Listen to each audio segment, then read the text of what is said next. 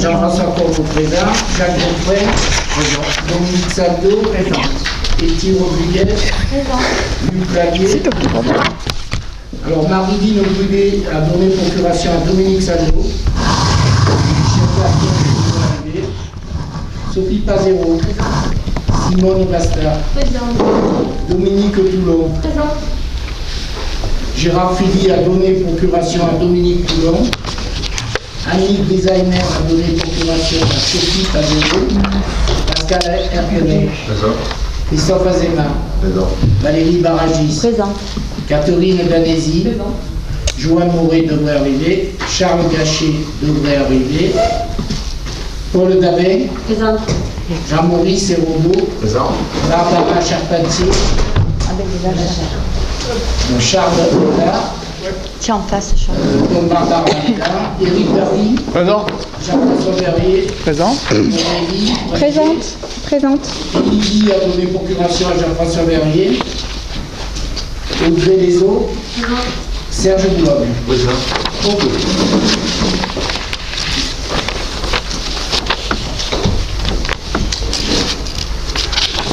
Donc, on démarre la séance du conseil municipal du 18 décembre 2020.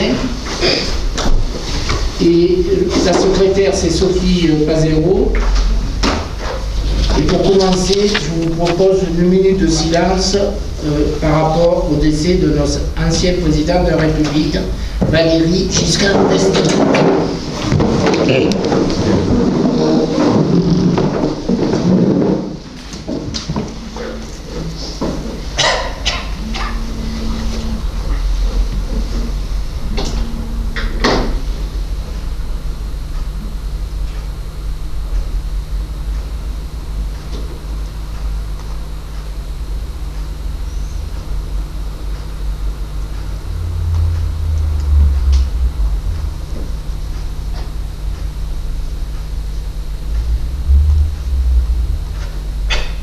Je vous remercie.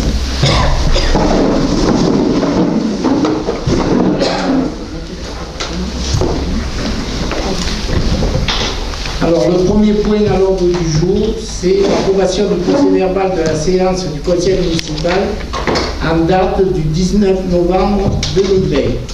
Avez-vous des remarques? Barbara. Nous tenions à féliciter le personnel.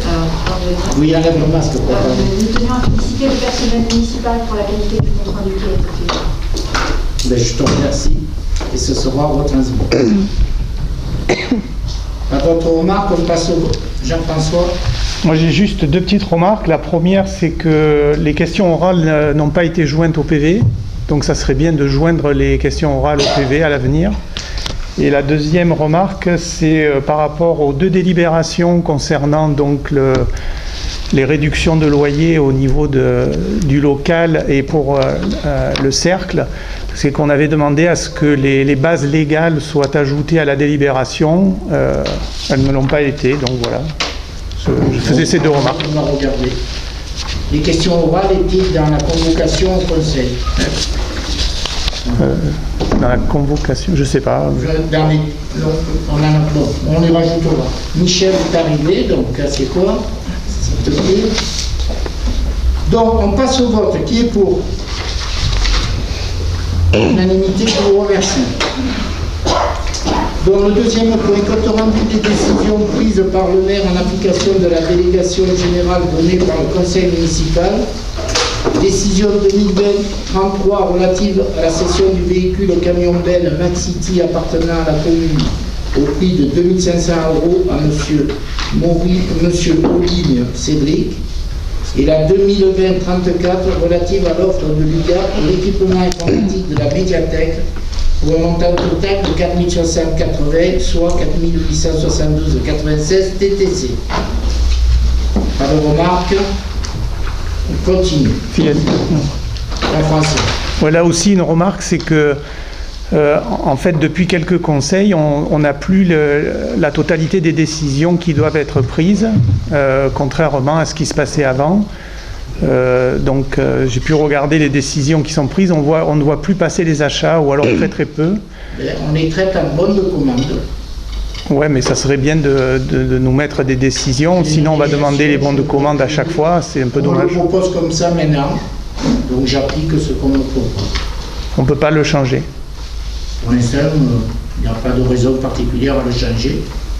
Mais en tout cas, il y en a au moins une, c'est le règlement intérieur qui, jusqu'à maintenant, le prévoyait, donc je pense que ça aurait dû être fait. Du règlement intérieur.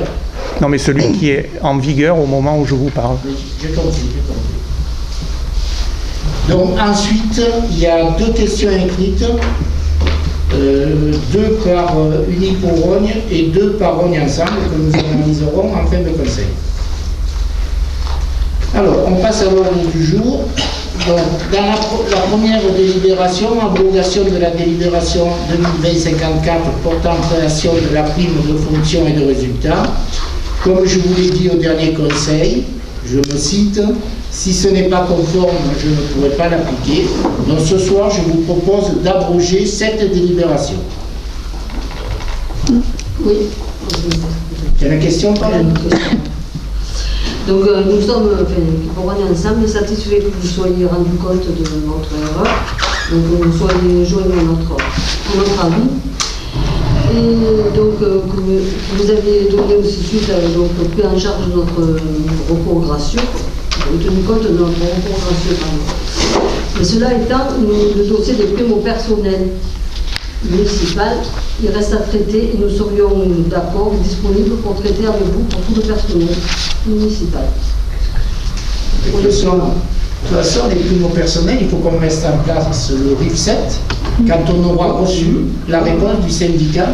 À ce jour, nous n'avons toujours pas de réponse du syndicat. Donc, si on n'a pas de réponse du syndicat, on ne pourra pas officiellement mettre en place le RIF 7 et on verra quelle formule on pourra employer. Y a-t-il d'autres remarques? J'ai entendu. Donc le conseil municipal, après avoir ouï et délibéré, décide de l'abrogation de la délibération 2020-54, séance du conseil municipal du 19 novembre 2020, portant création de la prime de fonction et de résultats. Qui est pour? Unanimité, je vous remercie. La deuxième délibération concerne l'approbation d'un nouveau guide de procédure pour les marchés à procédure adaptée, MAPA. Donc, vous avez reçu l'ensemble des documents dans la convocation. Donc, nous avons établi ce nouveau guide de procédure et Luc est là pour vous répondre si vous avez des observations. Serge. Merci. Oui, lors de la précédente mandature, vous aviez ramené à 25 000 € le seuil des marchés dispensés de toute formalité. Aujourd'hui, non seulement vous ramenez ce seuil au seuil réglementaire de 40 000 €, mais vous remontez le seuil pour revenir à la commission MAPA à 2 500 000. Ce qui veut dire que vous pouvez, seul, décider d'octroyer un marché jusqu'à cette somme. Même si cela reste dans le cadre de la réglementation, ce seuil nous semble bien trop élevé. Nous préférerions que ce seuil soit retenu de 1 à 1,5 million d'euros. C'est la raison pour laquelle, sur cette abrogation, le groupe Rognes ensemble votera contre. Ok. Jean-François Bernier. C'est horrible. Oui. Alors, effectivement, nous,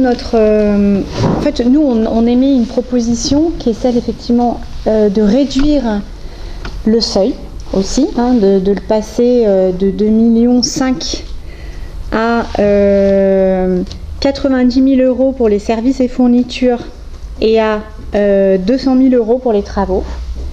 Voilà, et déjà pour une raison bien simple, c'est que tout de même des achats à hauteur de 2,5 millions, c'est quand même assez rare pour une commune comme la nôtre. Et de fait, ça reviendrait à ce que cette commission finalement ne se réunisse jamais. Voilà. Donc c'est un seuil qui nous paraît totalement disproportionné finalement par rapport à la réalité des achats de la commune. Donc c'est pour ça qu'on vous propose finalement d'abaisser ces seuils à 90 000 € pour les services et fournitures et 200 000 € pour les travaux, ce qui nous paraît proportionné finalement par rapport à la réalité des achats de la commune de Rognes. Voilà. Donc ça ne veut pas dire qu'on va en fait déclencher cette commission à tout va. Évidemment, c'est pas forcément l'objectif. Mais l'idée, c'est de rechercher un seuil qui soit proportionné. Alors, Donc, si vous regardez le code des marchés publics, le seuil, normalement, est de 5 350 pour avoir cette commission consultative pour pouvoir la monter. Donc, la décision avait été prise de la mettre à 2,5 millions justement pour pouvoir vous faire participer pleinement aux activités de la commune, sachant quand même qu'en toile de fond, il ne faut pas oublier qu'avec les périodes que nous vivons actuellement, il y a des gros problèmes économiques, tout le monde a pu s'en apercevoir, et le but de l'État, c'est de libérer les synergies pour pouvoir soutenir l'économie, soutenir l'emploi dont nous avons tous besoin. Donc c'est pour ça que baisser trop les seuils serait aller à l'encontre des dispositions de l'État, qui lui-même a remonté ses seuils en termes de marché de travaux ou de marché de services et de prestations, justement pour pouvoir libérer cette énergie d'investissement de la part de tous les tissus administratifs nationaux. Donc c'est pour ça que les seuils ont été remontés et également vous permettent de participer à travers la réunion à 2,5 millions et pas à 5 350 000, de pouvoir participer à ces réunions et à ces marchés. Alors, si je peux juste corriger quelque chose, c'est que, en fait, moi, ma lecture des textes, et notamment du Code général des marchés publics, c'est que le seuil à 5004, c'est ça, c'est 5 millions. C'est le seuil, en fait, de passage en commission des appels d'offres. Voilà. Donc là, on est dans la procédure pour les marchés publics à procédure adaptée, la MAPA. Donc c'est quelque chose qui est largement inférieur à ce seuil-là. Et dans les autres communes, ça peut commencer très bas. Ça peut commencer à à 40 000 euros pour certaines communes. Voilà. Donc le seuil, ensuite, il est fixé finalement par le conseil municipal. Mais évidemment, il faut que ces marchés publics, ils sont déclenchés pour des prestations qui sont en général, la plupart du temps, inférieures à 2,5 millions. Donc si on veut que cette commission elle ait une existence, il faut qu'on reste dans l'enveloppe, qu'on s'approche en tout cas de l'enveloppe à peu près habituelle, usuelle des marchés de la commune. Et c'est pas du tout 2,5 millions. Voilà, c'est des montants qui sont qui sont moindres. Si, il y a d'autres observations. Continuez vos observations. Ou tu veux répondre à ça d'abord, peut-être? Oui. Non, continuez vos observations. Vous intervenez, nous après on répond et après on passe au bout. Ouais, donc pour information, le seuil actuel avec le règlement, il est à 500 000 euros. Donc, comme le dit Aurélie, 2,5 millions, je ne vois pas quels travaux vont pouvoir arriver à ce montant-là durant le mandat, quoi. Donc ça veut dire que, grosso modo, la commission, comme elle l'a dit, ne se réunira jamais. Ça ne concerne que les travaux. Les autres marchés qui existent, ce sont les marchés de fourniture et de services. Et pour cela, il y a des valeurs qui sont largement inférieures à 200 000 euros. Donc la CAO commence à 214 000 euros pour ce genre de marché. Donc avoir une commission MAPA uniquement pour des travaux à partir de 2,5 millions, ça ne sert strictement à rien. Ça ne se réunira jamais. D'autres observations, vous avez fini? Non, il y en a d'autres. Vas-y, expose tout. On peut échanger. Maintenant, vous avez la parole. Merci, monsieur le maire. Bonsoir, messieurs, dames. Moi, je pense que la question existentielle, elle est simple. Est-ce qu'on a envie de faire vivre la démocratie dans cette commune? Est-ce qu'on a envie d'échanger et de travailler en amont sur les dossiers importants de notre territoire? Si la question est oui, il faut que les taux et les seuils soient adaptés à ce que vient de dire madame, au seuil habituel de chacune des communes de notre strate, tout simplement. Y a-t-il d'autres observations? Oui. Et continue. Donc, alors les autres observations. Donc il s'agit d'un guide qui est à destination des services, et en le parcourant, moi je constate que c'est surtout un extrait du code. Donc ça c'est déjà bien, mais je pense qu'il manque cruellement de procédure, à savoir qu'est-ce que les services qui vont faire des achats vont devoir réaliser pour être conformes à ce code. Ça n'est pas expliqué. Il y a qu'un endroit où j'ai pu remarquer que c'était expliqué, c'est sur la page numéro 2, au grand B, où là, il me semble qu'il y a quelque chose qui ne va pas. Ou, par exemple, donc, il s'agit des seuils à partir de 40 000 euros. Alors, en fait, c'est les seuils qui commencent à 40 000 euros jusqu'à 89 999. Et où vous expliquez que vous devez d'abord mettre sur le profil acheteur de la commune et ensuite dire que les services municipaux sont amenés à consulter au moins 3 fournisseurs. Donc là, il s'agit effectivement d'une procédure que le service acheteur va devoir faire, mais c'est en contradiction avec la phrase du dessus qui indique que tout doit être mis sur le profil acheteur pour cette catégorie de marché. Donc en fait, c'est même jugé comme du délit de favoritisme si jamais on faisait quelque chose comme ça.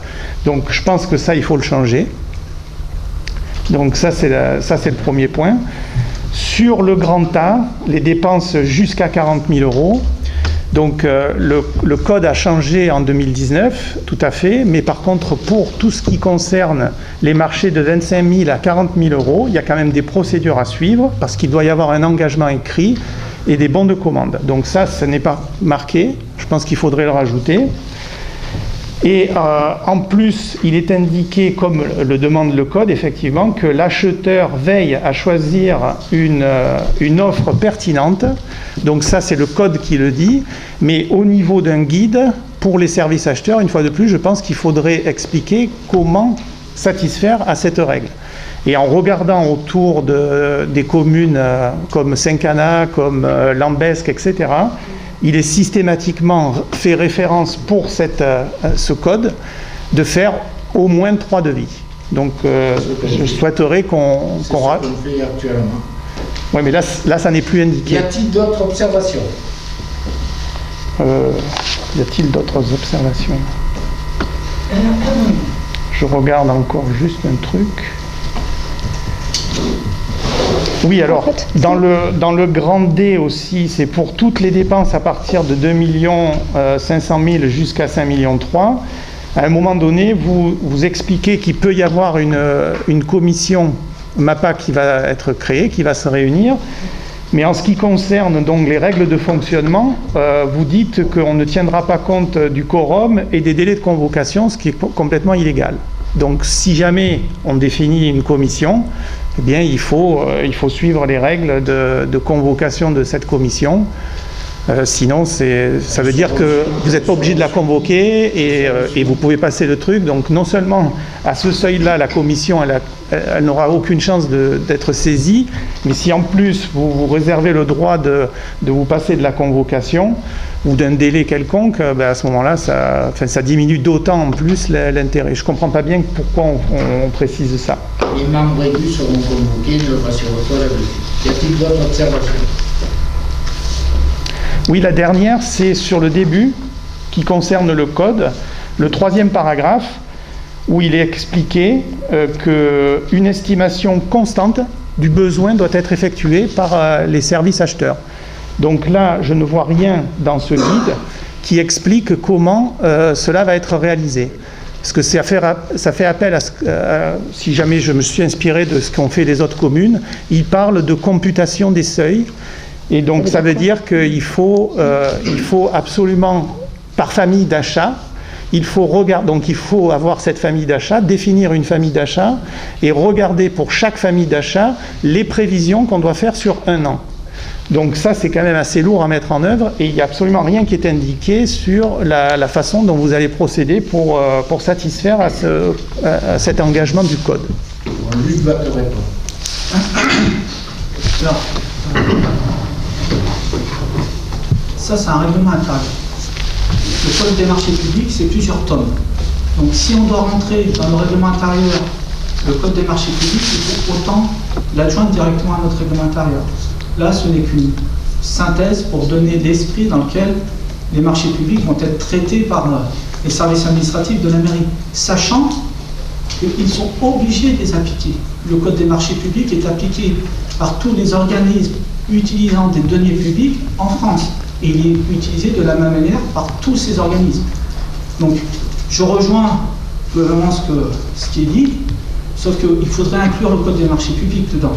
Ah non, mais là, il est inclus. Moi, ce que je demande, c'est simplement des règles pour simplifier la vie d'un acheteur. Parce que quand on marque des phrases que on va définir le besoin, ça veut tout dire et ça veut rien dire. Donc un guide à destination des acheteurs, ça doit être quelque chose de beaucoup plus précis que ce qui est montré ici à mon avis.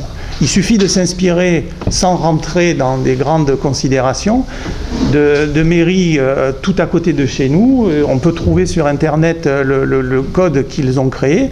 Et moi, je vous engage à regarder ça. C'est assez simple. Et voilà. Donc ça ne veut pas dire qu'on va mettre tous les articles du code, etc. Mais au moins dégager les services de la responsabilité d'interprétation, parce que dire l'acheteur doit veiller à choisir la meilleure offre en fonction de mon humeur, de qui je suis, ben, ça va évoluer. Donc si jamais on a un guide intérieur qui dit ben non, vous devez faire 3 devis, ben à ce moment-là, c'est réglé, l'histoire elle est conclue. Est-ce qu'on peut, moi j'ai juste pour peut-être synthétiser ce que dit Jean-François. Lui qui va d'abord répondre à ça. Et vous avez employé le bon terme, l'interprétation. Le problème, c'est que faire des guides sur un code qui sera relu par quelqu'un d'autre, qui va de nouveau interpréter, parce que forcément on a chacun une vision d'interprétation, il est là le danger. Donc c'est pour ça que tout marché public, il faut s'appuyer sur le code des marchés publics. Donc c'est-à-dire que si on fait un code, par exemple je dis 3 devis en dessous de 40 000 €, si vous regardez le code des marchés publics, ce n'est pas une obligation aujourd'hui. Ce n'est pas une obligation de mettre ça. Non mais l'obligation, c'est que l'acheteur veille. Oui, l'acheteur veille. Alors comment vous veillez? Et ça veut dire quoi, veiller? Ben justement. Est-ce que je regarde mon secteur d'achat régional, local, national, européen? Je peux acheter... Non, 40 000 €. C'est pour ça que c'est l'interprétation qui est importante. Ce qui compte à la fin, parce que en termes de marché public, il faut bien regarder qui est le contrôleur final. Le contrôleur final, c'est la Cour des comptes. La Cour des comptes, elle dit quoi? Équité de traitement, transparence des procédures, exploration du secteur d'achat. C'est ça les 3 grandes clés des marchés publics. Donc, afin d'éviter les interprétations, lorsqu'on dit 3 devis, il faut couvrir le secteur d'activité qui est pointé dans l'achat. Donc, ça veut dire quoi toujours pointer le secteur d'activité? Je prends sur les grosses entreprises, sur les petites entreprises, on ne sait pas. Donc, c'est pour ça qu'il faut se méfier des interprétations pour mettre dans un guide. Non, mais justement, dans le code en lui-même, c'est comme le code de la route. On n'interprète pas le 130 km/h sur l'autoroute. On regarde le code de la route, c'est marqué 130, on applique le 130. Ben oui. On n'interprète pas. Si on fait un guide intermédiaire, on risque d'interpréter 2 fois. Ben, moi je pense pas. C'est-à-dire que le code il prévoit des seuils, par exemple 25 000, 40 000, 90, 214, etc. où à chaque fois vous avez des niveaux de publicité sur certains sites à définir. Donc clairement en fonction... C'est le code des marchés. Pardon? C'est le code des marchés publics qu'on n'a pas. Ben, tout à fait. Mais après c'est à vous d'expliquer à l'acheteur comment il doit faire pour justement éviter toute mauvaise interprétation. C'est uniquement ça. Là, je pense qu'il y a uniquement de l'interprétation et il n'y a pas d'explication de procédure à proprement parler. C'est tout ce que je veux dire. En fait, oui, moi je peux peut-être ajouter quelque chose. Allez, dernière question. Oui. Je pense que en fait c'est une très très bonne base de travail, ce qui a été proposé dans le sens où en fait il y a eu le recueil finalement de ce qui est prescrit par la loi. Donc ça c'est bien de l'avoir toujours en ligne de mire parce que voilà. Donc ça c'est parfait. On n'a rien à dire là-dessus, on va dire. Ce qu'on pense c'est qu'il y a moyen de perfectionner cela parce que en fait, au regard de ce qui est fait ailleurs, au regard de finalement de l'expérience des uns et des autres, on a des propositions à faire qui permettent de perfectionner, on va dire, pour le bon fonctionnement, en tout cas, de cette instance. Donc, ce qu'on peut imaginer, c'est qu'on peut vous proposer simplement de vous faire remonter nos amendements en disant, on pense que là, vous voyez, on a relevé qu'il y avait, par exemple, des incohérences dans un même, comme Jean-François l'a dit, dans un seul et même paragraphe, il est dit une chose qui est contredite par une autre chose, vous voyez? Bon, c'est juste, voilà, donc ça, il n'y a pas besoin d'en débattre des heures ici, c'est juste qu'on vous fait remonter en fait ce que nous on a relevé, ce qui nous semble en tout cas important de préciser, voilà, et ensuite, je veux dire, et tout ça, voilà, ça fait l'objet d'un... Vous avez suffisamment... On ne va pas passer 3 heures sur les textes, d'accord? Non, mais c'est pas sur les textes. On passe au vote. D'accord. Alors, précise que les procédures sont appliquées obligatoires aux marques au-delà de ce seuil de 5 350 000 OTAC pour les marchés de travaux et au-delà du seuil de 214 000 euros pour les marchés de fourniture et services, ceci en application des dispositions qui régissent le commandement. Dit que la délibération 2014-53 du Conseil municipal intervenue le 24 juin 2014 sur l'adoption du règlement intérieur portant application des procédures de MAPA est rapportée. Qui est pour? Monsieur le maire. Non, on a fini le débat, vous êtes intervenu. On a posé une seule question, on n'est pas intervenu plus que ça, on voudrait juste avoir la réponse, c'est tout. Rappelle la question. C'est de baisser le niveau des seuils. Nous, on a décidé, si vous voulez, de vous proposer ça.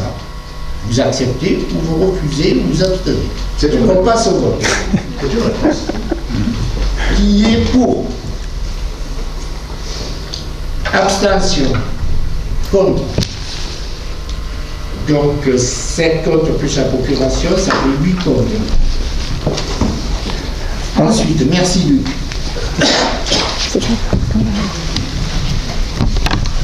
Alors ensuite, bon, comme on fait ces modifications, il faut qu'on modifie également les délégations de compétences consenties au maire par le conseil municipal. Donc on a repris donc, les termes dont on vient de discuter et je vous propose donc d'approuver cette modification. Avez-vous des questions?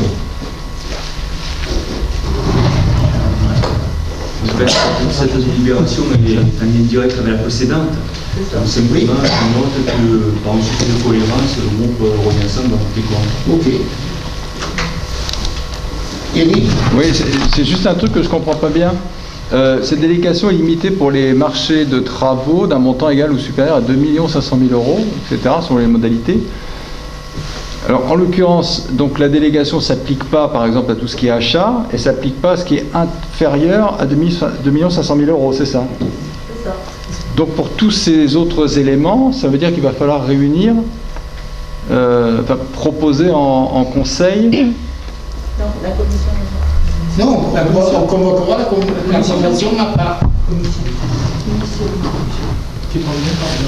Non, mais là, ce que vous proposez, On vient de dire le contraire. mais- c'est que dans votre délibération, vous dites que vous avez la délégation, monsieur le maire, Oui. à partir de 2,5 millions. Oui. D'accord? Et ça ne concerne que les travaux. Donc ça veut dire que vous n'avez délégation que pour les travaux qui sont d'un montant supérieur à 2,5 millions. Donc quelles sont les méthodes que vous allez... Comment on va faire si vous n'avez pas délégation pour des travaux qui sont inférieurs à 2,5 millions? Et comment on va faire pour tous les marchés qui sont de services et de fournitures? On va vérifier, mais Ben là, c'est tout vérifié. C'est répondre immédiatement. Hein. Ben si, Madame c'est marqué. va vérifier, mais bon... Mais c'est marqué, monsieur le maire. Délégation illimitée. Elle est limitée au montant supérieur à. Supérieur, Et oui. là, le supérieur à. Eh ben donc ça veut dire que inférieur, il n'y a pas de délégation. Ah non, non. Ah non? Exprimez-vous, madame Abier. En fait, si vous voulez, à partir de entre 2 500 000 et les fameux 5 millions de la procédure formalisée, la commission n'a pas et donc consultée. Et quand vous prenez le guide des procédures, on vous dit que tout ce qui est autre que marché de travaux donc égal à 2,5 millions ou au-dessus de 2,5 millions, ça fait l'objet d'une consultation de la commission MAPA. Tout le reste ne fait pas l'objet d'une consultation MAPA. Non mais ça on est bien d'accord, mais là on ne parle pas de commission MAPA ou pas, on parle d'une délégation au maire. Oui, la délégation au maire. Oui. Donc la délégation qui est donnée au maire, c'est uniquement pour les marchés de travaux qui sont supérieurs à 2,5 millions d'euros. C'est marqué noir sur blanc. Donc ça veut dire que pour tous les marchés qui sont inférieurs à ça, comme l'a dit Eric, eh bien, on est obligé de réunir le conseil municipal chaque fois que vous faites une commande à partir de 1 euro. Donc on va le rédiger différemment pour que ce soit plus clair. Non, c'est pas le rédiger différemment. Non, on va le rédiger. C'est qu'on ne peut différemment. pas voter en l'état ce truc-là, sinon on ne fonctionnera plus. Donc moi, c'est Non, ce que c'est je la vous dis. limitation. Maintenant, si vous voulez voter ça, demain matin, chaque fois que vous allez faire un achat de 10 €, il va falloir réunir le conseil municipal pour pouvoir décider. Ben non, vous avez une délégation qui est consentie au maire. Cette délégation, elle concernait l'arrestation, l'exécution, le règlement des marchés, etc. Et notre guide des procédures prévoit une limitation, si vous voulez. Hein, donc Ça n'a rien à voir, une procédure et une délégation. Voilà.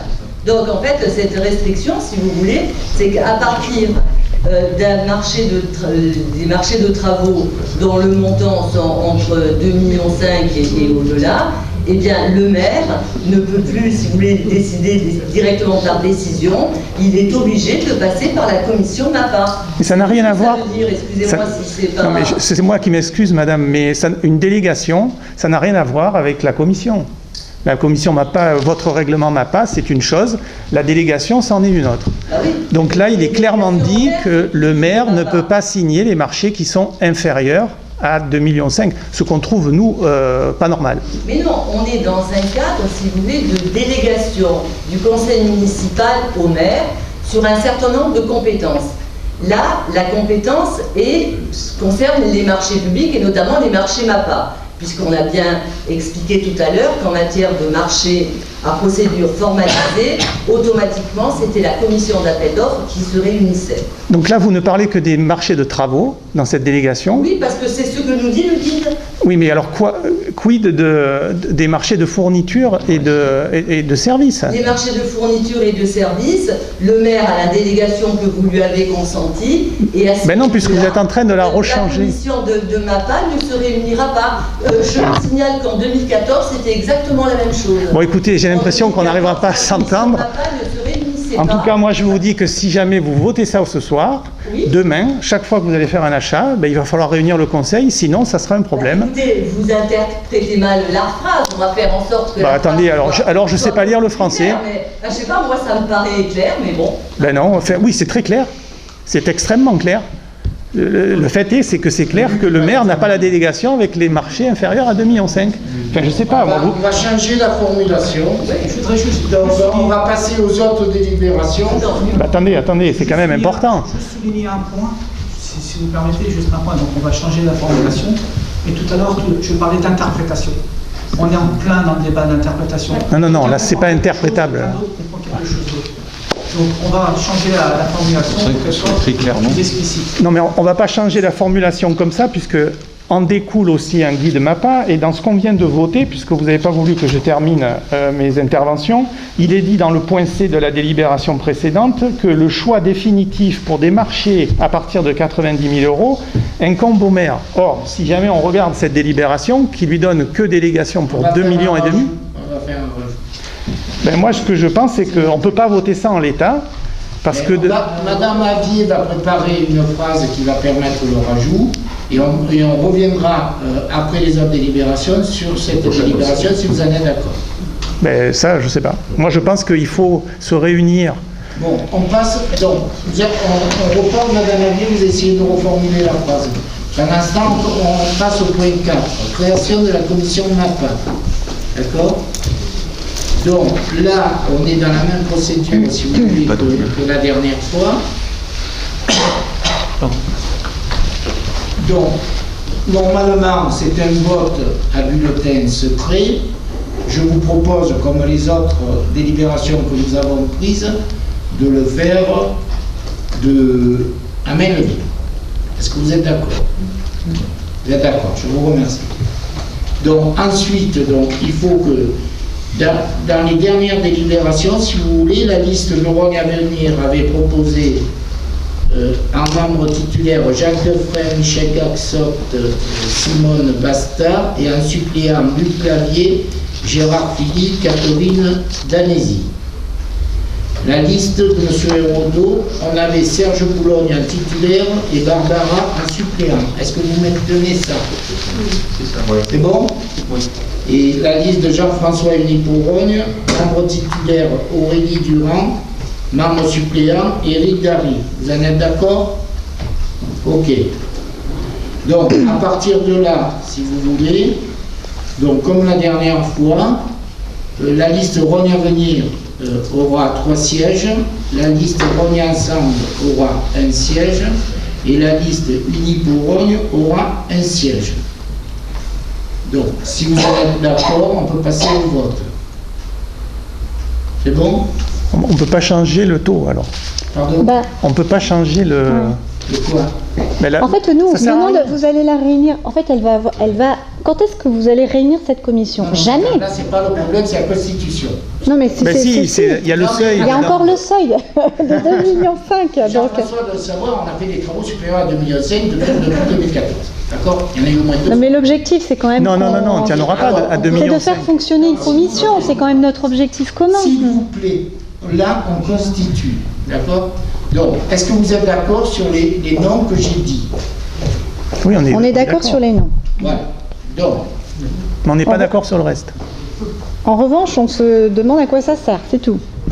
donc on va procéder. C'est On dommage va de faire. procéder au vote de la délibération. Le conseil municipal approuve la création d'une commission MAPA pour tous les marchés de travaux dans le montant supérieur à 2,5 millions. La commission sera chargée de donner un avis pendant l'analyse des candidatures et lors de l'examen des offres. La commission sera présidée par le président ou son suppléant. Elle sera composée de 5 membres titulaires et 5 membres suppléants. Le conseil municipal décide de ne pas voter au scrutin secret pour l'élection des membres. Les membres de la commission MAPA élus sont la liste que je vous ai donnée. Donc, qui est pour? Abstention. Alors, pour que, tous les 4, d'accord. Abstention. Contre. On est contre. Non, contre. Donc, unanimité sauf 4. 3 plus une proclamation. Ok. Alors, après, on peut passer à l'adoption du règlement intérieur du conseil municipal. Donc, nous avons légèrement modifié le règlement intérieur. Vous avez pu en prendre connaissance. On vous l'a envoyé directement à tous les conseillers et vous avez pu venir le consulter en ligne. Y a-t-il des observations? Allez-y. Jean-Maurice. Merci. La parole. Alors, moi, deux remarques par rapport à ce projet de règlement intérieur. Il nous rappelle deux observations, en particulier l'article 15 et l'article 23. Concernant l'article 15, il fait référence, et nous avions demandé lors du dernier conseil municipal, il fait référence aux décisions, qu'elles nous soient communiquées dès et après leur transmission contre l'égalité, pour nous permettre ceci, dans le respect des délais de recours, et de pouvoir intervenir comme il se doit. En l'absence de réponse à cette demande, nous la réitérons ce soir et demandons que cette transmission des décisions soit inscrite dans cet article du règlement. Ça, c'est pour l'article 15. Alors, je vais répondre tout de suite. Dans la question orale que tu as posée, tu en parles. Donc, les décisions seront affichées. Voilà la décision prise. Mais pour tous les achats, à partir de quel... Toutes les décisions que j'aurai à ma signature seront affichées. Ça comprend les achats ou pas?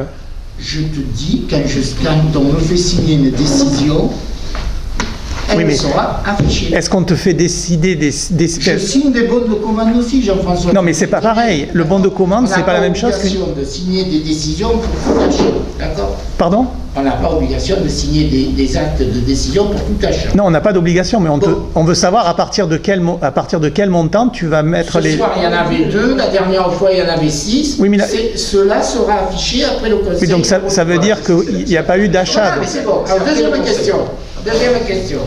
Deuxième observation. Alors, dans l'article 23, je disais cet article mériterait d'être éclairci parce qu'on en avait aussi parlé.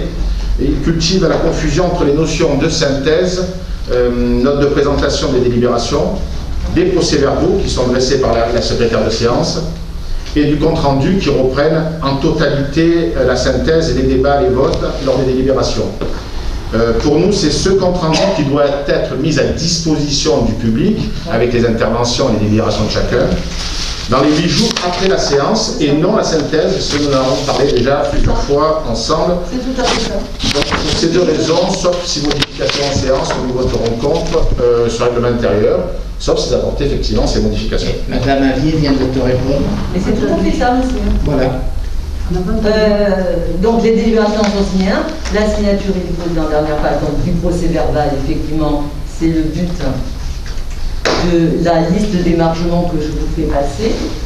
Et ensuite, la séance publique du Conseil donne lieu à l'établissement d'un procès verbal. Ça, c'est ce que vous votez ici. Voilà. Celui-là, je ne l'affiche pas. Si vous voulez, il est donc vous en avez, parce que vous étiez là, c'est vous qui en avez pris connaissance et qui dites si c'est bien ou pas, s'il faut rajouter des éléments, etc. Et il est à la disposition de toute personne qui voudrait le voir à la mairie.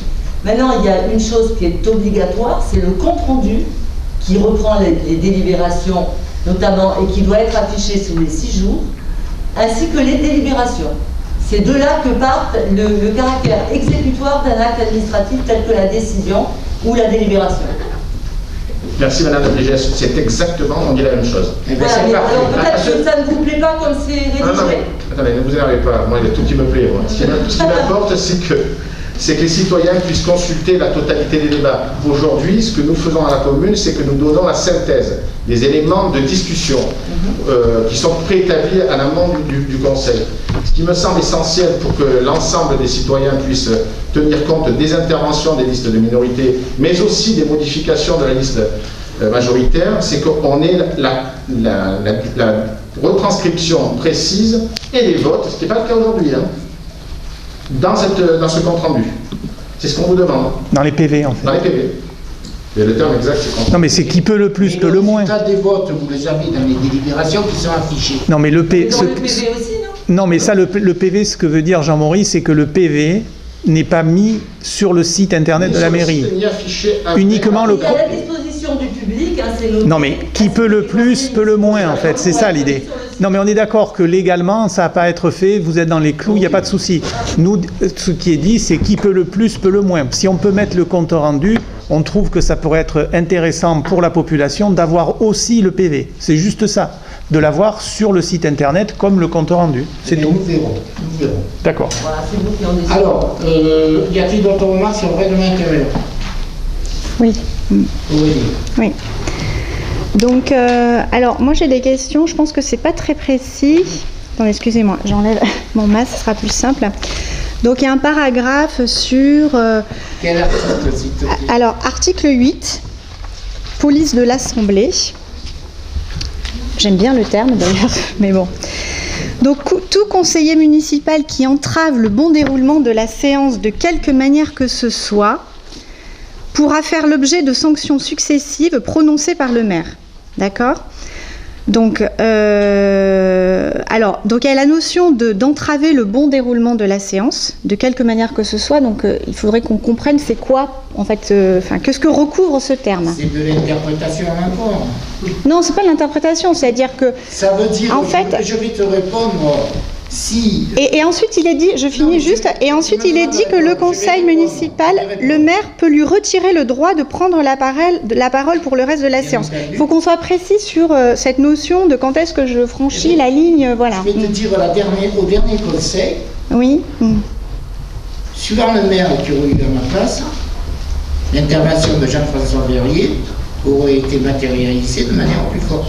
C'est des comportements inadmissibles. Ça. Non, mais peut-être s'il y avait eu un autre maire, il n'aurait pas agi comme toi. Non, mais je pense que là, on vous donne la ligne de conduite à nous, comme ce soir, de nous comporter vis-à-vis des administrés d'une manière correcte. Voilà, c'est tout.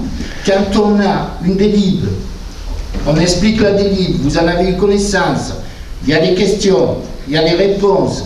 Une fois que ça c'est fini, on passe au vote et on ne revient plus comme la dernière fois sur une truc, c'est terminé. Oui, mais voilà le genre de problème qui peut se passer.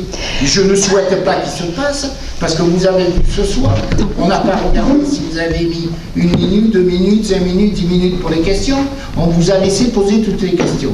Moi je veux qu'on travaille dans un bon esprit pour les administrés d'Oron. Voilà. En fait, il faut qu'on comprenne juste une chose, c'est que normalement un conseil municipal, c'est un organe qui délibère. Oui. C'est-à-dire que si avant il y a des commissions, c'est ce qu'on appelle de nos voeux la formation de commissions. Et je suis sûre que s'il y avait des commissions préparatoires sur des sujets, qu'est-ce qui se passerait? Je veux dire, on serait informé, on aurait le bon niveau d'information, les débats auraient eu lieu en amont du conseil municipal et on serait tous à même de pouvoir décider de manière harmonieuse. S'il n'y a pas de commission préparatoire, si la place n'est pas laissée au débat, forcément les débats, ils ont lieu en séance. Et effectivement, tant qu'on n'a pas, je dirais, tous les moyens de se prononcer, eh ben on va poser des questions. C'est normal, c'est naturel, c'est notre rôle, c'est ce qu'on attend de nous. J'entends. Voilà. Je pense que c'est juste Je renouvelle pour les administrés de Rognes, qui nous ont élus à la majorité, qui vous ont élus pour les postes qui restaient, d'accord?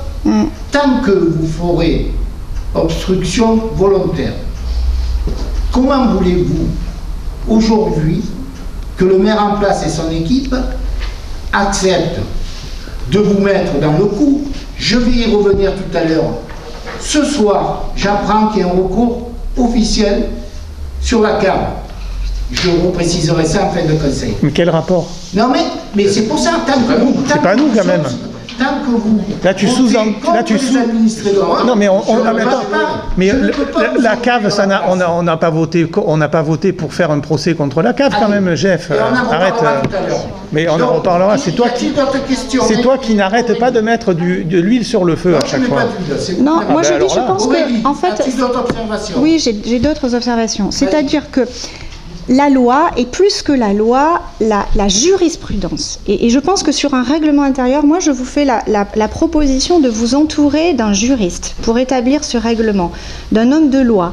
Parce qu'il y a une jurisprudence très importante. Et cette jurisprudence, elle porte sur le droit d'expression des élus, sur le droit de proposition des élus, sur le droit d'amendement des propositions des élus, et sur le droit de communication des élus minoritaires. Ces droits-là ne sont pas respectés ici. Donc, je peux comprendre, effectivement, quand on regarde que les textes de loi et effectivement on fait fi de la jurisprudence, que, effectivement, ce soit très laconique. Mais je pense que en fait, pour éviter tout ce qu'on vient de dire, je pense que si le règlement est bien établi, et encore une fois, moi je vous invite à le faire avec un homme de loi qui est neutre, qui ne va pas être dans la polémique, qui va faire en sorte, comme un notaire, à ce que toutes les parties prenantes, ça se passe bien entre toutes les parties prenantes. Je pense que si on le fait sous ces conditions-là, dans ces conditions-là, il n'y aura pas de problème de fonctionnement. Il n'y aura pas de problème de fonctionnement. La seule chose, c'est que nous, élus en fait, quand on pose des questions, il ne faut pas que ça soit perçu comme une provocation, comme une obstruction. On a besoin de comprendre et on est là pour ça, voilà. Et on est là aussi pour vous challenger, on est là aussi pour relever. C'est quelque chose, c'est une attitude qui est positive, c'est une attitude qui est constructive. Et à chaque fois qu'on le fait, voilà. Allez, stop. Je suis désolé, c'est que des paroles, de bonnes paroles que j'attends. Non, mais moi j'ai une proposition très concrète, c'est que ce règlement, il faut qu'on le co-construise et surtout qu'il y ait un homme de loi qui le fasse. Nous avons pris 3 règlements. Celui de saucer les pains. C'est unilatéral. Jean-François, il n'est pas légal. Il n'est pas légal. Il n'est pas légal. On n'est pas associé. Attends, on n'est pas associé. Mais quand vous serez dans un meilleur état d'esprit, mais on est. Bon, alors, on va laisser parler. Y a-t-il d'autres questions? Vas-y. Merci de me donner la parole. Non, moi, bien évidemment, je me joins aux propos de notre équipe minoritaire, parce que je crois qu'il est important pour nous tous, c'est d'éviter et même de ne pas laisser entendre qu'on est en forme d'opposition en permanence. C'est pas vrai. C'est pas vrai.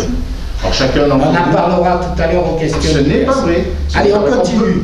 Attendez, j'ai presque fini. On peut laisser entendre, on peut dire ce qu'on veut, mais aujourd'hui, dans l'équipe de Rognes Ensemble, et ça j'en suis le garant, il n'y a aucune forme d'opposition lorsque les demandes qui ont été faites ont été respectées. Preuve étant, ce conseil municipal, on avait demandé 2 approbations, vous les avez modifiées, il n'y a pas de souci. Donc on n'est pas en opposition, on est juste dans le cadre du respect de la loi et des propositions qu'on vous fait. Mais après, moi, je vous invite pas à prendre un juriste. Je répondrai tout à l'heure. Donc, on va procéder au vote du règlement intérieur. Ah non, c'est pas fini. Vous avez d'autres questions? Bah oui, forcément. Non, mais par exemple, on a relevé tellement d'erreurs qu'il faudrait passer pendant peut-être 2 heures pour pouvoir expliquer tout ce. Vous nous ferez le nom de synthèse. Mais oui, mais il y a des. Le nom de synthèse. Mais non, mais donc vous proposez de voter des choses qui sont illégales. Mais non, c'est pas ça, Jean-François. C'est le problème, c'est qu'il y a des illégalités dans ce que vous dites là-dedans. Et on peut vous les donner. Il y a 80% du règlement intérieur qui était déjà dans l'ancien que tu as voté par... Eh bien, les 20% qui restent, c'est illégal. On vote maintenant. Si c'est illégal, tu le feras démontrer. Et c'est ça qui est quand même incroyable, c'est que chaque fois... passe au vote, s'il vous plaît. Et le prochain conseil, tu vas devoir amender le truc. C'est ça que tu veux faire? Ça fait 4 conseils qu'on fait comme ça. Est-ce que c'est normal d'avoir une démocratie qui se fait de cette manière-là? On en reparlera dans mes observations finales du Mais non, mais on en est à parler maintenant. Là, on va voter maintenant. Vous avez pu vous expliquer. Mais on peut pas, encore une fois, on peut pas voter des choses... Mais on s'obstrue pas, ce n'est pas conforme à la loi. On vous le dit, on l'a dit pour la prime. On l'a dit pour... Qu'est-ce qu'on vient de faire? On vient d'abroger la prime. On vous dit qu'il faut respecter les textes de loi. Mais non, il ne répond pas à la loi. Non, c'est pas ça. Il comporte des illégalités. Tu nous feras un mémoire là-dessus. Le conseil municipal, après avoir oui délibéré, adopte le règlement intérieur du conseil municipal. Qui est contre le règlement? 8 contre, je vous remercie. On va passer à l'approbation des avenants 3 aux conventions de gestion passées entre la métropole et la commune de Rhodes. Moi, je trouve ça incroyable. Donc là, comme vous le savez, depuis que la métropole entre Lyonnais était créée, il y a des compétences qui n'ont pas pu prendre en charge la plupart du temps des problèmes de moyens. Donc ils nous redemandent de signer les avenants qu'on signe depuis le début. Donc vous avez pu prendre connaissance que ça concerne parc et aires de stationnement, défense extérieure contre l'incendie, eau pluviale et tourisme. Avez-vous des remarques? Pas de remarques, je vous remercie. Donc je vous propose d'approuver les avenants numéro 3 aux conventions de gestion entre la métropole Aix-Marseille et la commune de Rhodes telles qu'annexées à la présente délibération. Qui est pour? Unanimité, je vous remercie. Vous avez reformulé? Vous avez reformulé ou pas? Donc on va continuer, on y reviendra.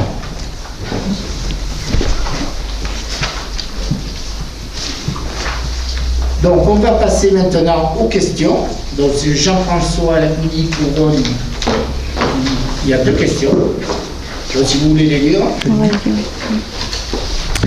Alors question numéro 1. Donc suite au conseil municipal du 19 novembre 2020. Nous vous avons envoyé un email le 1er décembre 2020 vous demandant la réévaluation du montant des prestations rendues par les prestataires des activités périscolaires, famille rurale et petite enfance, bulles et billes.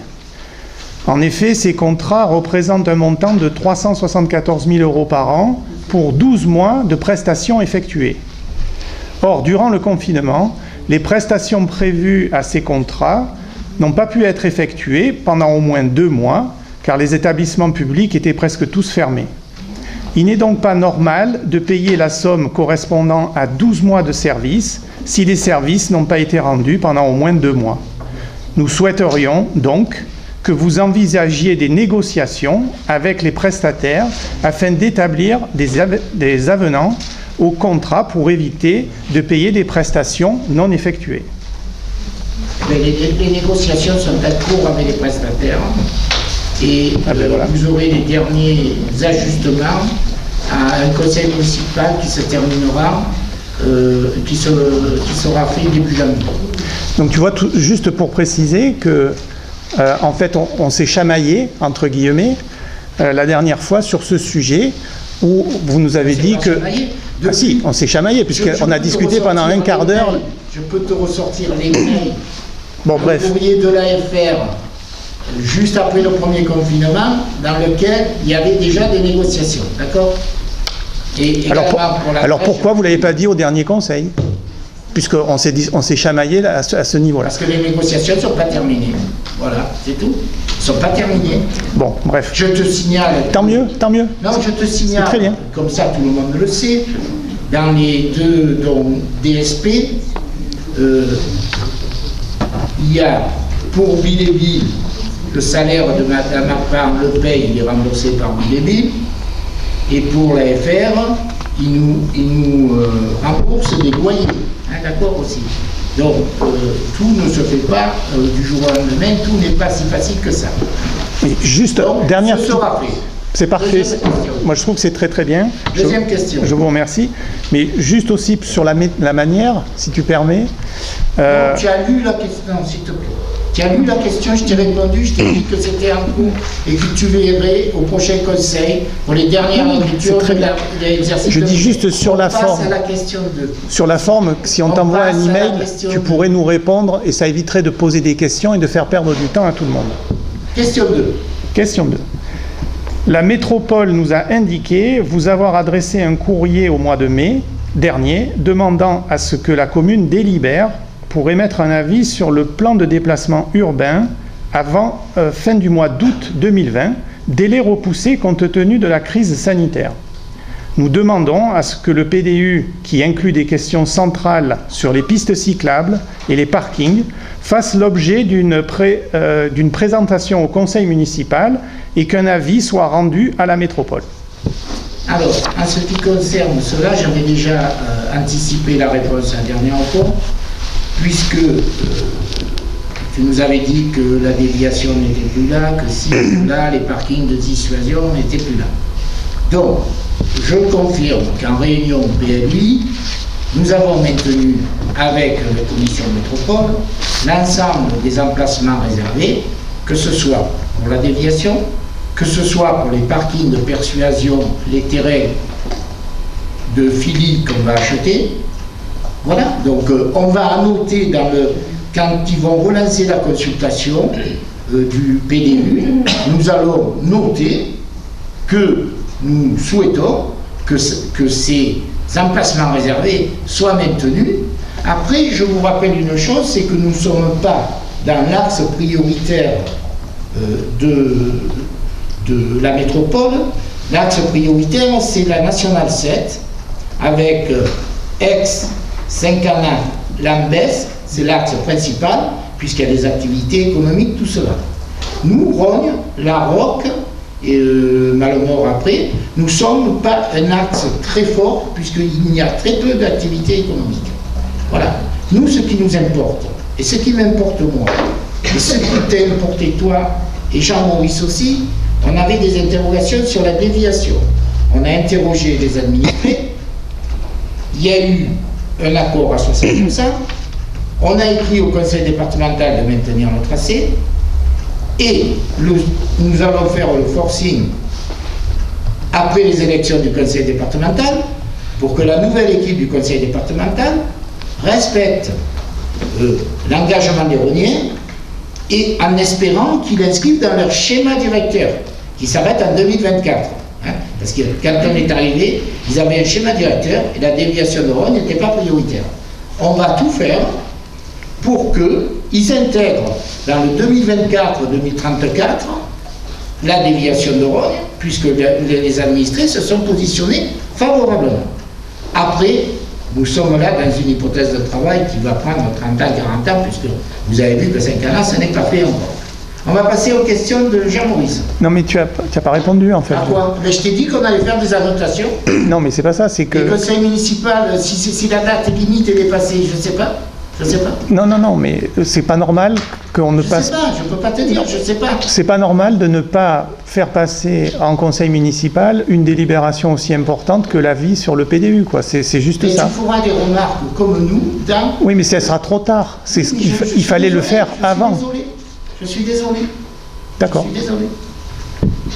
Non, mais c'est déjà bien d'être désolé. Alors, monsieur Jean-Maurice Rodot. Merci, monsieur le maire. Est-ce que Barbara voulait prendre la parole avant moi ou pas? Ah, mais je vais organiser comme vous voulez. Ah, comme tu veux, n'importe, allez, on commence. Allez, on va le faire simple. Monsieur le maire, madame l'adjointe, cher Eti, c'est pour cette question que vous êtes adressée. Le respect de l'environnement et des règles d'urbanisme sont essentiels à notre démocratie et au futur des prochaines générations. Comme vous, nous avons été interpellés par un citoyen signalant la fermeture d'un certain nombre de chemins ruraux le long de la route d'Aix-en-Provence. De même, il signale la réalisation dans le même secteur de travaux importants sur le ruisseau de la Concernade. L'inaccessibilité des chemins ruraux à cet endroit n'est pas une nouveauté, comme dans un certain nombre d'autres propriétés d'ailleurs. Pour autant, cette ancienneté ne remet pas en question son illégalité en regard de la préservation du patrimoine communal. Redonner la possibilité aux piétons et aux cyclotouristes d'accéder à ces chemins serait une action pertinente en regard des besoins de déplacement doux. Le chemin rural numéro 108 dit Carrière de la Tévaresse mérite une attention toute particulière pour ce qu'il représente dans l'histoire et dans les traditions de notre village. Entre parenthèses, chemin de transhumance et accès à la gare de Lignane. Si l'obligation d'entretien du ruisseau de la Concernade s'impose aux propriétaires, l'importance des travaux décrits et des photos données par le plaignant semble largement sortir du cadre d'entretien pour devoir s'inscrire dans une procédure d'autorisation environnementale au titre de la police de l'eau. Vous avez été informé au préalable de la réalisation des travaux, c'est une question, pardon. Aviez-vous été informé, au préalable de la réalisation de ces travaux? Quelle suite allez-vous donner aux deux aspects du problème soulevé par la présente et la demande du pétitionnaire? Cordialement. Alors moi je voudrais une précision dans le premier paragraphe. Comme vous, nous avons été interpellés par un citoyen signalant la fermeture d'un certain nombre de chemins ruraux le long de la route d'Aix-en-Provence. Où? Parce qu'il y a 20 km jusqu'à Aix. C'est à quel endroit? Vous parlez de quoi? Vous le savez, parce qu'on vous parlez de quoi? On a eu la même demande pendant les élections. Vous parlez de quoi pour que les conseillers soient au courant? Je crois que ça c'est clair. C'est quoi? C'est le long de la route d'Aix-en-Provence. Et vous avez le document en possession. Donc non, mais c'est toi qui poses la question. C'est où le problème? Je vous demande de regarder le mail que vous avez reçu pendant les élections. Je pose une question. Si elle n'est pas précise, je ne peux pas y répondre. Non, elle est très très précise la question. Vous savez, vous avez le document. Alors, je ne veux pas nommer la famille et les personnes qui sont concernées, voilà, si vous préférez. Mais déjà, la famille est déjà au courant de la question par notre Facebook virtuel. Très bien. Si tu n'as pas le courage de dire que c'est le château de Barbebel, c'est pas une notion de courage, c'est une notion de respect des personnes. Je veux le dire, c'est le respect des personnes, mais tu rentres dans quelque chose et je vais donner des éléments. Alors, on espère. Alors, je me suis penché sur le chemin de Carême cet après-midi avec Daniel sur la carte qui est en mairie du cadastre de 1971. Déjà, ce chemin de Carême, il ne va pas à la gare de Lignane, il traverse Barbebel d'un côté, l'étape, et il se termine à Saint-Canal, déjà. Et de l'autre côté, il traverse la propriété des Deux Sables, là je ne me rappelle plus le nom, et il va jusqu'au chemin des Demoiselles, d'accord? Voilà. Donc, ça veut dire que s'il y avait quelque chose à faire, il faudrait le faire sur tout cet espace. Je vous rappelle aussi que dans Rogne, il y avait d'autres chemins à l'époque où il n'y avait pas de voiture, tout ça. Vous avez le chemin de Tournefort. Le château de Tournefort était une halte pour un marché. Puisque, rappelez-vous, il y a quelqu'un qui nous a fait don de pièces de monnaie qu'il avait trouvées sur ce lieu de marché. Les gens venaient d'Aix, traversaient tout ça. Aujourd'hui, demander au maire de Rogne d'agir sur ça, de laisser libre les chemins, mais ça va prendre plus de temps que de mettre en place une déviation. Et je ne vais pas engager des deniers publics parce que les administrés s'en foutent de ça. Ça, c'est de l'utopie, c'est des rêves. Alors, pour revenir à la réalité, pourquoi tu as posé cette question? La personne qui a posé cette question, c'était un locataire de Barbebel. Non, mais je te le dis, si tu ne le sais pas, mais tu le sais. Non, mais c'est pas important. Non, mais vous ne voyez pas la réponse. Non, je reprécise, parce qu'il y a une attaque précise sur nos propriétés, sur des gens honorables. Donc je dis que c'est un locataire qui a pris place dans le domaine complet de Barbebel.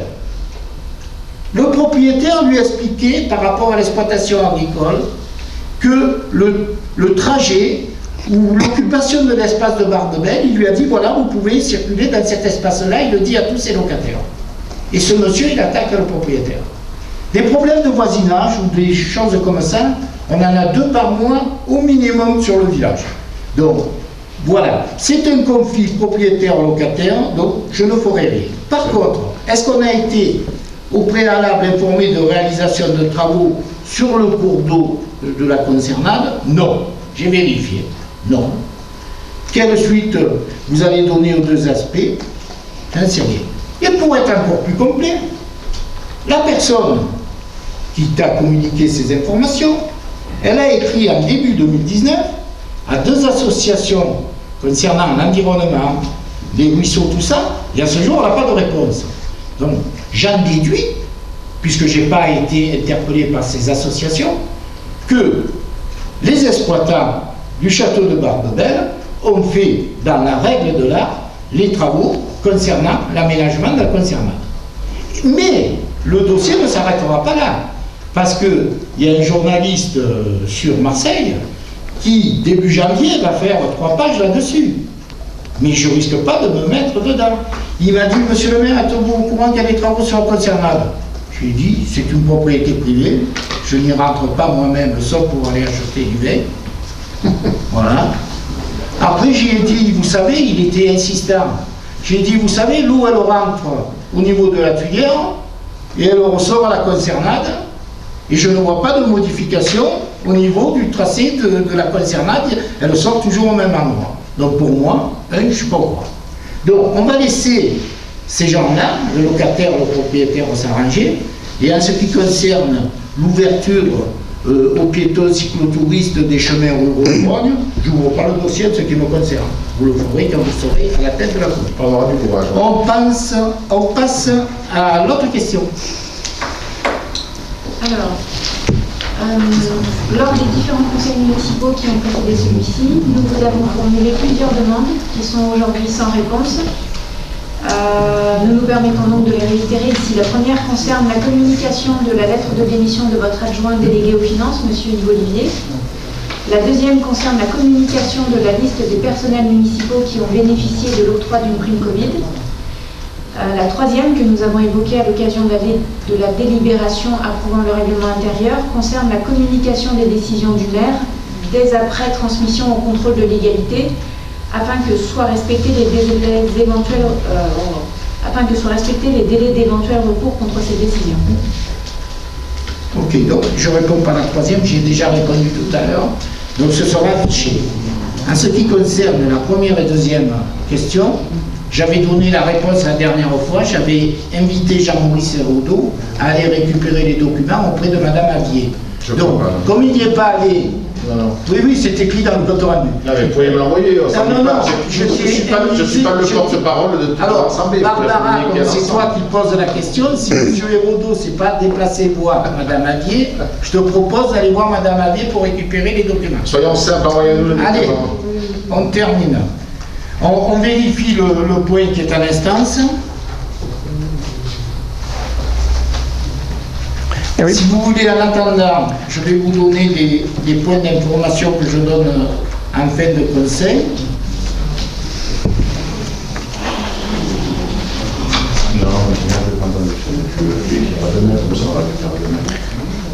Donc, par rapport au Covid, le préfet nous a donné la possibilité que les commerces restent ouverts en décembre et en janvier le dimanche. Donc bien entendu, nous avons répondu favorablement et ce sera intégré dans l'arrêté préfectoral avec une possibilité d'ouverture pour nos commerces d'ouvrir les dimanches de décembre et de janvier. Ensuite, au niveau des nouvelles du Covid, les 2 EHPAD sont sortis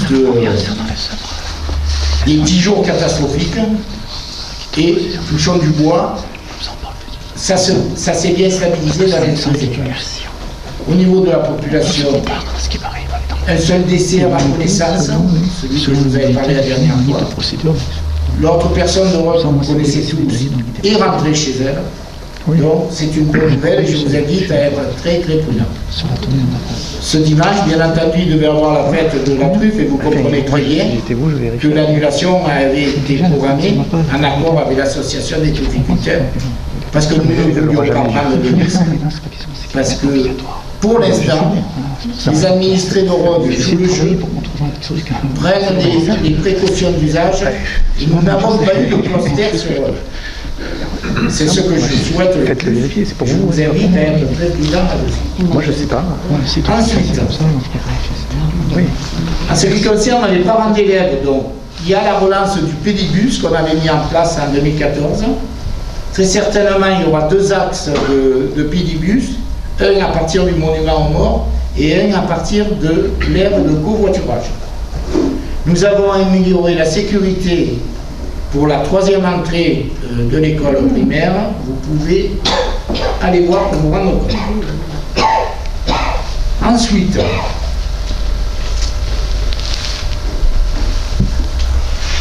je voulais officiellement saluer le départ de M. Bouteron, qui a été présent sur notre commune, qui nous a aidés dans des moments compliqués. Et je ne peux pas tolérer que sur un Facebook, on puisse écrire vivement l'arrivée d'un nouveau fonctionnaire, point d'exclamation. Avec la transparence totale que j'ai eue avec M. Bouteron, qui a souligné le bon travail que nous faisions, qui a souligné que la gestion des finances publiques était tout à fait conforme, j'ai signalé cette phrase au sous-préfet. Monsieur le maire. Non, pas de réponse, ça c'est des informations. C'est trop facile, Non, c'est des informations. Comme ça. Stop. C'est trop facile. Stop. Non. Je continue. Il est temps que M. Bouteron aille en Sainte-Barth et ce sera très bien qu'il y ait un nouveau préfet ou une nouvelle sous-préfète qui soit en poste et qui donnera sans doute plus d'écho à la réglementation, et on soutient et on est d'accord sur cette, et on assumera complètement ces propos qui sont absolument pas négatifs. Je pense que vivement l'avenir et vivement la suite. Vous n'êtes pas le censeur de la vie publique sur Rome. Allez, on continue. Chacun est responsable de ses actes et de ses propos, comme l'a été rarement le cas chez nous.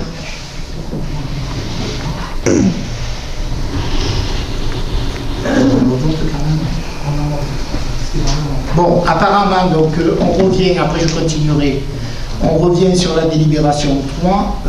Luc a expliqué à Jean-François, si j'ai bien suivi, là, qu'on va enlever, donc, dans l'alinéa 3.1.4, cette délégation illimitée pour les marchés de travaux de montant égal supérieur à 2,5 millions, et on reviendra vers vous pour vous dire précisément la phrase qu'on mettra. Par contre, on vote quand même la délibération, hein, en supprimant cette phrase. Donc, qui est contre? Excusez-moi, j'ai pas compris, moi. Bon, on va mettre quel montant? On va pas mettre quel montant? Luc va le réexpliquer. Dans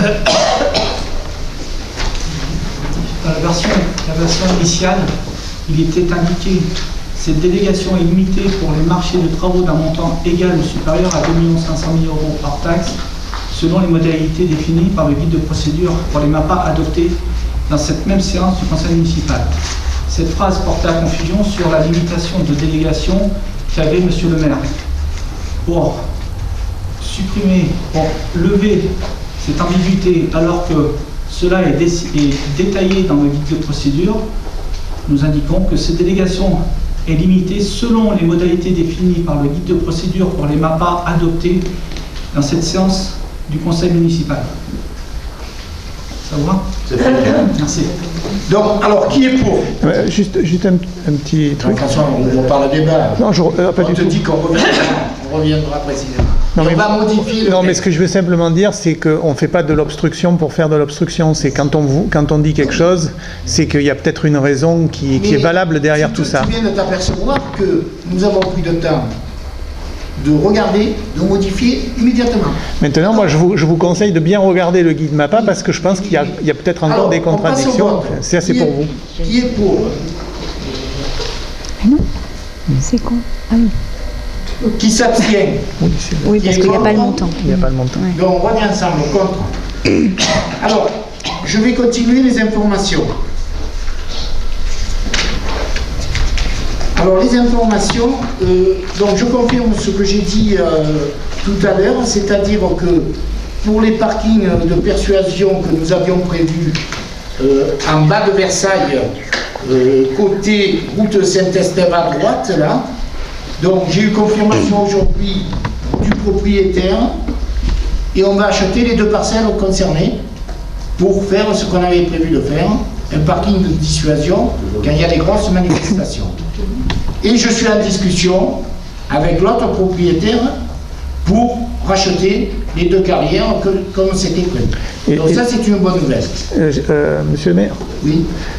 Donc là, c'est officiel, c'est-à-dire c'est juste le rachat ou le rachat et le début de travaux que vous allez faire pour faire les parkings? 17-12 à 10h24, on confirme qu'on peut passer l'acte en début. Pourquoi ça a tardé? Parce qu'en fait, il a vendu. Oui. Ça s'est fait là, dans la vente. Non, mais vous allez faire derrière le parking de dissuasion, c'est ça? C'est ce qu'on avait prévu ensemble. Oui. On va faire un parking, on va aménager. La métropole, je sais pas, je pose des questions. C'est un parking qui va servir 3 fois par an. On n'a rien demandé à la métropole. On n'a rien demandé à la métropole. On va faire le cheminement tel qu'on avait prévu ensemble. Donc, non, pas. Non, là, on n'a pas les noms, parce que là, tout à l'heure, vous avez demandé les noms, je ne sais pas si vous avez les noms. Mais tu le connais, puisque tu étais là. Non, je ne sais pas de qui vous parlez. Les terrains de Claude Philippe. À droite. Voilà. Oui. Alors, on continue sur les impôts. Dans les impôts, il y aura une mauvaise nouvelle pour les administrés. C'est concernant le prix de l'eau. Avec la mise en place de la nouvelle station, il y aura un ajustement qui va être fait avec les autres communes du Pays d'Aix. Donc je pense que la commune déjà va payer 3 500 € pour s'aligner sur tout ce qui a été fait avant, parce que Rouen était la seule commune qui n'avait pas demandé un plan de financement à la CPA pour cette step. Mais ça va impacter au niveau du prix de l'eau. On l'expliquera quand on aura le détail précis en début d'année. Ensuite, donc là, on a fini les points, donc je veux continuer. Je vais le dire calmement, mais je suis obligé de dire ce soir que nous avons 2 recours qui sont en train d'être préparés. Un recours par la liste Rhône Ensemble sur la délibération du compte administratif. On l'a dit 3 fois. Nous prenons acte, le recours gracieux c'était les 2 listes, nous notons qu'il n'y a qu'une liste qui fait le recours. On l'a annoncé au dernier conseil.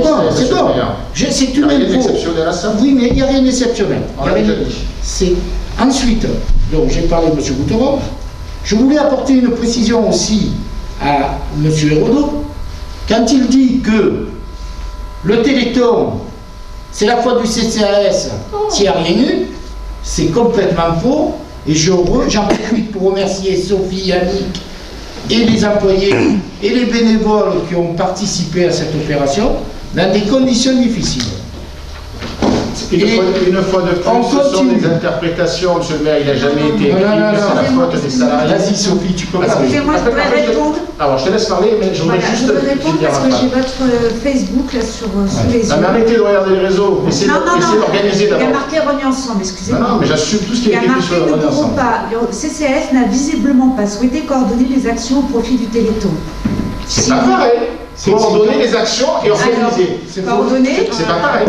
Non, mais coordonner, il y a eu un mail le 13 octobre qui a été envoyé via l'Office du tourisme aux différentes associations en disant bien que le CCAS a été coordinateur.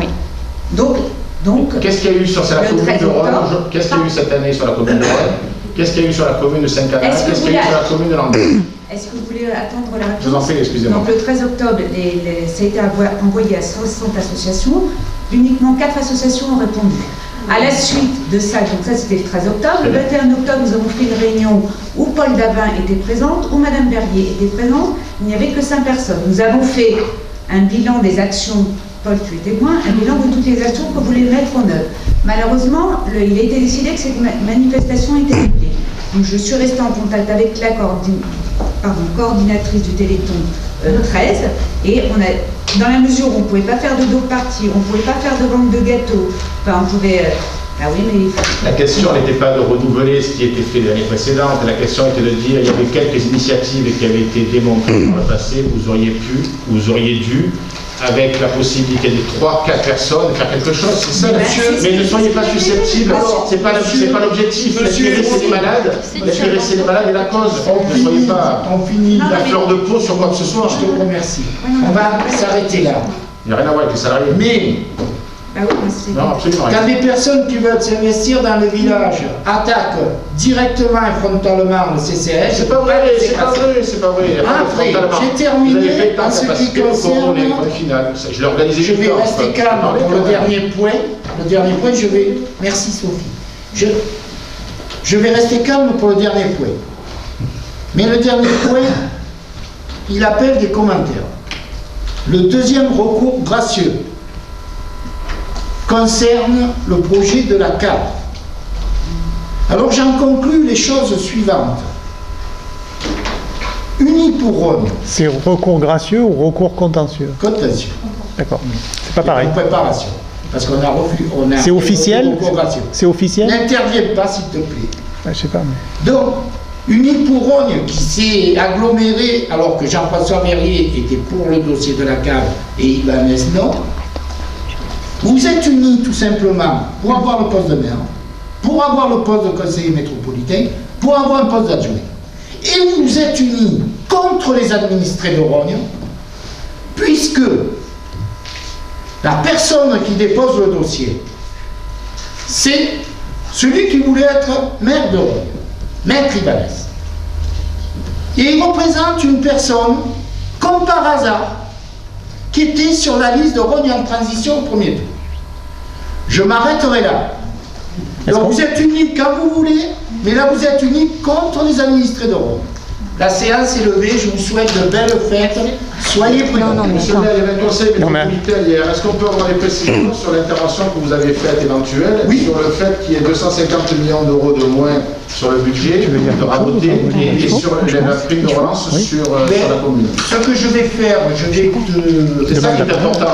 Et c'est marqué, c'est fait en métropole, à un moment donné, les administrés de Rognes, c'est ça qui est important. La susceptibilité de fait. Alors, mais non, mais la métropole, je peux y répondre, j'y répondrai le 8 janvier. Les 250 millions, je les ai déjà abordés la dernière fois au Conseil d'Aga, en tout cas pour prendre l'historique. Où je vous ai dit, non mais le Conseil d'Aga a annoncé ce qui a été voté hier. Je vous l'ai dit, baisse de 7% et baisse de 27% les investissements. Après, je vous invite à lire l'article de la Provence et vous verrez le positionnement de certains contre les forces de police et de gendarmerie. C'est un grand moment, ça aussi. Je ferme la parenthèse. Je souhaite à tous les administrés de Rognes.